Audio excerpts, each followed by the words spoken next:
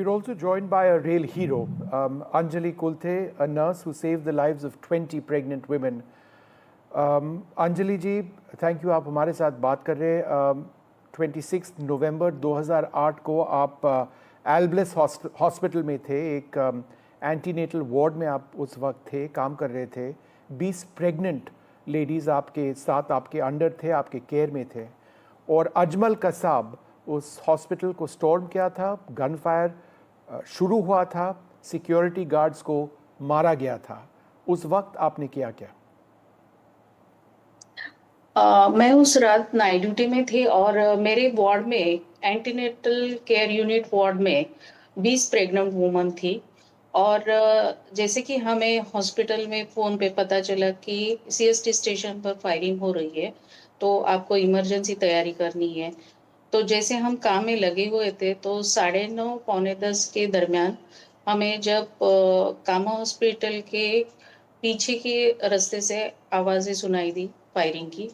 तो जब हम खिड़की से झाँक रहे थे, तो हमने देखा कि 2 टेररिस्ट आगे भाग रहे थे और अपनी पुलिस जो है फायरिंग कर रही थी। उस वक़्त कामा हॉस्पिटल का गेट काफ़ी छोटा होने की वजह से वो लोग छलांग लगाकर अंदर आ गए थे। और उन्होंने जब मेजॉरिटी में हमें खिड़की पे झाँकते हुए देखा, तो उन्होंने फायर किए थे। उसमें मेरी एक सर्वेंट थी जो ज़ख्मी हो गई थी, और उसे फिर मैं कैजुअल्टी में लेके गई थी। तब तक कामा हॉस्पिटल में किसी को मालूम नहीं था कि टेररिस्ट कामा हॉस्पिटल के अंदर आ चुके हैं। लेकिन जब मैंने वो सर्वेंट को कैजुअल्टी में लेके गई, तब जब मैंने ऑन ड्यूटी जो आरएमओ थे उनको बताया, और कि भई सीएसटी स्टेशन से जो टेररिस्ट फायरिंग कर रहे थे वो अभी अपने हॉस्पिटल में आ गए हैं, तो उस उनकी वजह से ही अभी ये ज़ख्मी हो गई है, तो आप पुलिस को फ़ोन करो। उन्होंने पुलिस को फ़ोन करने के बाद पुलिस 5 मिनट में कामा हॉस्पिटल में आ गई थी। और उस वक़्त जब मैं अपने वार्ड की तरफ फिर से जाने लगी, तो मैंने देखा कि वो टेररिस्ट जो है मेन गेट पर दोनों सिक्योरिटी गार्ड को फायर किए थे, और वो ज़ख्मी होकर नीचे गिर गए थे। ये देखकर तो मैं काफ़ी घबरा गई और अपनी वार्ड की तरफ भागी थी। और मैंने अपना वार्ड का मेन गेट बंद किया, और सभी 20 प्रेग्नेंट वुमन को उनको एक छोटे से रूम में, जहाँ पेशेंट के पैंट्री में 10 बाय 10 के रूम में उनको शिफ्ट किया, और सभी मोबाइल स्विच ऑफ कर दिए थे। और जैसे कि अभी वो टेररिस्ट ऊपर की तरफ भागे थे, तब तक पुलिस आ चुकी थी और फायरिंग चालू हो गई थी। फायरिंग चालू थी और हैंड ग्रेनेड भी फेंके जा रहे थे। और ऐसी सिचुएशन में मेरी एक पेशेंट थी सीवियर हाइपरटेंशन की, उसको सीवियर लेबर पेन शुरू हो गए थे। और ऐसे वक़्त पेशेंट को गायनेकोलॉजिस्ट और पीडियाट्रिशियन की ज़रूरत होती है, क्योंकि ये नॉर्मल डिलीवरी नहीं हो सकती है।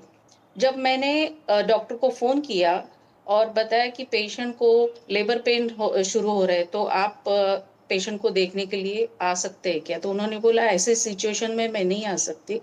और उस वक़्त मुझे ऐसे लगा कि पेशेंट को शिफ्ट करना ज़रूरी है, क्योंकि उस वक़्त पेशेंट के लिए और जो उसके पेट में बच्चा था, उसके लिए दोनों की जान बचना ज़रूरी था, और उसके लिए मुझे पेशेंट को लेबर वार्ड में शिफ्ट करना मैंने ज़रूरी समझा, और मैं वो पेशेंट को स्टेयरकेस से शिफ्ट करने लगी, क्योंकि लिफ्ट से तो मैं पेशेंट को नहीं ले जा सकती थी, क्योंकि लिफ्ट के ऊपर भी फायरिंग हो रही थी।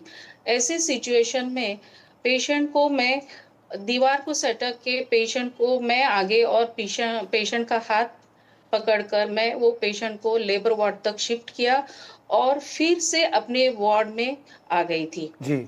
उस रात को उसी की डिलीवरी हो गई थी, वो पेशेंट की, और एक बच्ची ने जन्म लिया था, जिसका नाम उस घटना को याद के तौर पर उन्होंने गोली रखा है। और मुझे याद है कि उसके बाद हम लोग सुबह 7:30 बजे तक उस छोटे से रूम में, पैंट्री में, उस 20 पेशेंट को लेके मैं थी। और जब पुलिस आई और उन्होंने कहा कि अभी आप गेट खोलो, उसके बाद गेट खोला गया जी।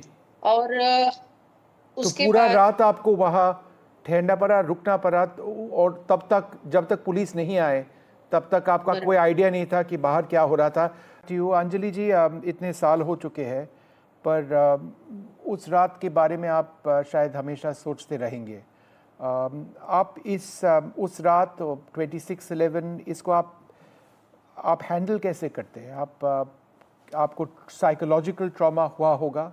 आप इतने साल बाद आप हमेशा सोचते रहते हैं उस दिन के बारे में? हाँ, अभी 26/11 की उस रात को तो कोई भूल नहीं सकता है, क्योंकि भारत देश के लिए ये सबसे दुखद और भयावह ऐसी रात थी वो।